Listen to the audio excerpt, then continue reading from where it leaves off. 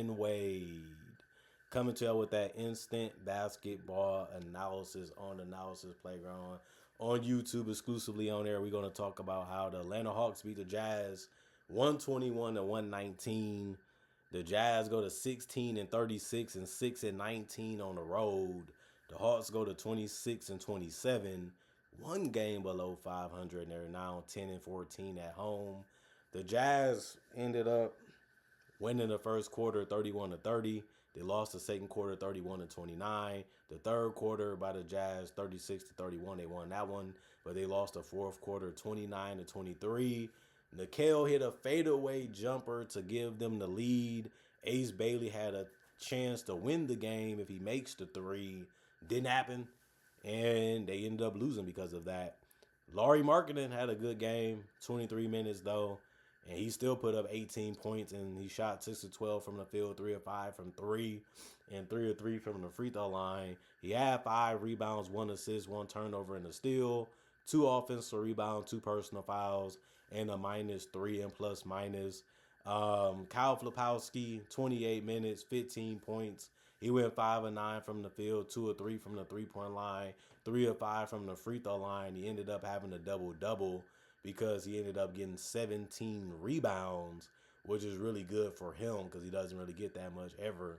But it was a night where he was able to get a lot of chances and opportunities to do it, and he made the best of it by going out there and grabbing as many as he could.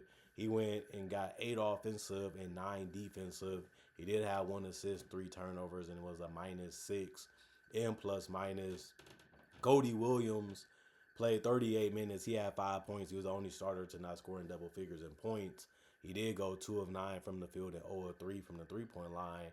And he also went 1 of 2 from the free throw line. He couldn't make anything, it seemed like, out there. He did have 4 rebounds, 2 assists, and no turnovers.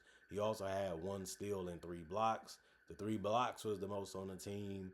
And you just have to be happy that he was able to still compete at a high level defensively when he could, because he just was that bad offensively. He did have 2 offensive rebounds and 2 personal fouls and was a -10 and plus minus. Isaiah Collier played 48 minutes, and it ended up being the most on the team. He was really hitting jump shots and driving to the basket, and when he wasn't that, he was just passing the ball to whatever teammate he found had enough room to get a quality look, and then he just had to deliver it to him. He had 25 points. That was the most on the team. He went 11 of 22 from the field.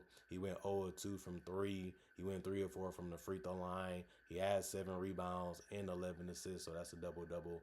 Like I said before, 2 turnovers and 3 steals. The 3 steals ended up being the most on the team. He also had 1 offensive rebound, 4 personal fouls, and was a -2 and plus minus. Ace Bailey was able to play 40 minutes. He had 20 points. He went 9 of 26 from the field and 2 of 8 from 3. He's always been a shooter that can get hot or he can be really cold, but he still was getting some lobs and some other things to go down too. You got to continue to try to attack as many ways as he can. The more you can do, the harder you are to defend. He gets it. He has to continue to put in the work to get those type of results. 6 rebounds, 1 assist, 2 steals, 1 block, 3 offensive rebounds, 3 personal fouls, a 0 and plus minus. Bryce Cinnabog, 30 minutes, 18 points, 6 of 11 from the field, 3 of 5 from 3, 3 of 6 from the free throw line, 4 rebounds, 2 assists. The 2 assists ended up being the most off the bench. He also got 1 turnover, and he did foul out of this game and finished as a +2 and plus minus. He can score that basketball. He has a lot of ways of doing it, and he's just getting to the comfortable shots that he feel like he can make and just taking them, and it's been working out for him. He did miss too many free throws, though, but it happens. Oscar, 10 minutes, 4 points. He had shot 2 of 2 from the field, which means he scored all the baskets that he took. He did have 2 rebounds, 1 assist, and a turnover. All his rebounds was offensive, and a personal foul is what he had. And he finished as a -1 and plus minus. And Sheed Mykhailiuk, he had the stop and pop game going, the drive game going. And he finished 6 of 10 from the field, 2 of 4 from 3. He did have 4 rebounds, no turnovers, 1 personal foul. It was a +10 and plus minus. And then the Atlanta Hawks, Jalen Johnson was able to get 2 blocks in this one. And when he wasn't doing that, he played 39 minutes and when got 22 points. He was 9 of 19 from the field. He did miss every single three, going 0 of 5 from three. That's been a problem with his game, is not being able to be consistent with the 3-point shot this year. But he also had shot 4 or 5 from the free throw line, had 16 rebounds and 15 assists. He finished with a triple double. He's capable of doing that any night. And his team really needed him to perform as well as he did in this one to be able to win it because the Jazz gave them a lot of problems. 4 offensive rebounds, 4 personal fouls, and a +7 and plus minus. Zachary Ricochet, 19 minutes. He ended up missing every single shot. He went 0 of 8 from the field, 0 of 4 from three. He had 6 rebounds, 2 turnovers, and a steal. He also had 1 offensive rebound, 3 personal fouls, and was a -8 and plus minus. This probably was his worst game as a basketball player in the NBA. It was just that bad tonight. And Jock Landale played 32 minutes. He had 26 points. He ended up leading the team in scoring, and he was efficient too. He went 10 to 14 from the field. He didn't just do it on the outside. He was able to just do it in the inside, but he also went 5 of 8 from three and grabbed 11 boards. So he finished with 20 and 10. He went 1 of 2 from the free throw line, had 5 assists, 2 turnovers, and 4 blocks. The 4 blocks ended up being the most on the team. He can do a lot for you, but you're going to have to pay him, and we're going to see what they're going to do with that. But he is a quality big.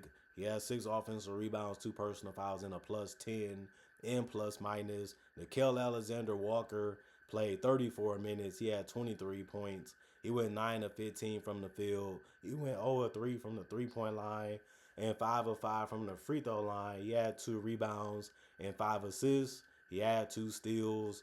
That was the most on the team. And he ended up hitting the biggest shot of the game. He also had 1 offensive board, no personal fouls, and was a +10 and plus minus. I'm just loving and enjoying what Nickeil is doing this year. He's really understanding how to use his handles, and then he knows the shots he wants to take, and he's just knocking them down with confidence. He got to keep making his threes. He got to continue to penetrate, and he got to continue to have that mid-range game if he wants to be a complete scorer like he's showing this season. Still got room for improvement, though, and we'll see if he's able to do that next year or by the end of this one if they're going to make a playoff run. Dyson Daniels, 35 minutes, 11 points. He went 5 of 12 from the field, 1 of 2 from three, and he went 0 of 2 from the free throw line. 6 rebounds, 6 assists, 1 turnover, 3 offensive rebounds, 2 personal fouls, and a +9 and plus minus. He doesn't score a lot. He doesn't take a lot of shots. He's not playing defense as well as he did before, but that's the type of season that he's been playing. Corey Kispert gave them the biggest bonus off the bench with 25 minutes. He ended up playing that and got 20 points. He went 7 of 9 from the field, 2 of 4 from three, and 4 of 4 from the free throw line. They just didn't know how to stop him tonight, and he was one of the biggest reasons why they stayed in the game and ended up winning it because he was that efficient and that deadly in this game. 2 rebounds, no turnover, 4 personal fouls, and a -5 in plus minus. Muhammad played 9 minutes and had 2 points. He went 1 of 2 from the field. He ended up going 0 of 1 from three. He had 4 rebounds. That was the most on the team. No turnovers, 1 offensive rebound, 1 personal foul, and a -5 in plus minus. Asa Newell, 16 minutes, 9 points. He ended up going 4 of 7 from the field, 0 of 2 from three, 1 of 3 from the free throw line, 3 rebounds, no turnovers, and a block. 3 offensive boards, 1 personal foul, and a -8 in plus minus. And then CJ McCollum, he played 32 minutes. His jump shot wasn't money tonight. He had 8 points, but he went 3 of 12 from the field. If he made a couple more, though, this game would have been over. Didn't happen. He did go 0 of 6 from three, 2 of 2 from the free throw line. He had 3 assists, which was the most off the bench. He also had 1 turnover. He got 3 blocks. That ended up being the most off the bench, and 1 personal foul is what he had too. Nope. And then he finished as a 0 and plus minus. And then 98 field goals by the Hawks, 49%. 101 from the Jazz, 47%. 30 3-pointers taken by the Jazz, 40%. The Hawks shot 35, but they only made 23% of them.